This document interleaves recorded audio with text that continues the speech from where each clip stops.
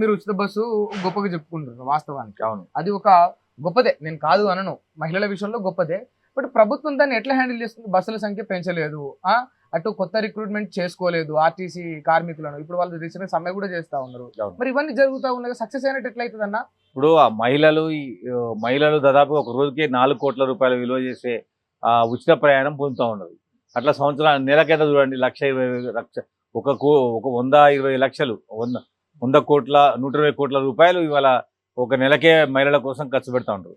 ఇవాళ ఆర్టీసీ వాళ్ళని నడిపినంగానే సరిపోలే కదా, గవర్నమెంట్ డబ్బులు ఇస్తుంది వాళ్ళకు. ఆర్టీసీ స్వయం ప్రతిపత్తి సంస్థ. ఇవాళ కార్మికులు వినట్లేరు. వాళ్ళకు బాగా కోపం వచ్చినట్టు అనిపిస్తూ ఉంది.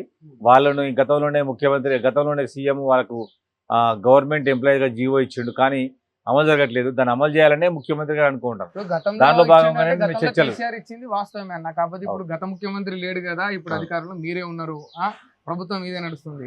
మరి మీరు కూడా హామీ ఇచ్చిండ్రు, మీ మేనిఫెస్టోలో క్లియర్గా పెట్టిండ్రు. నేను మీతో ఫేస్ టు ఫేస్ స్టార్ట్ చేసే ముందే చూసిన మీ మేనిఫెస్టో ఒకసారి చదివిన. అవును. మీ వాళ్ళకి సంబంధించిన ఏమేమి ఇచ్చిండ్రు అని. మరి దాని మీద ఏం చెప్తారన్న? అంటే చర్చలు విఫలమైనవి. కార్మికుల ఉద్దేశం ఏంటంటే కార్మికుల పక్షాన ఉండాలని. కానీ గవర్నమెంట్ కూడా కార్మికుల పక్షమే అనుకుని తెలియజేస్తా ఉన్నా.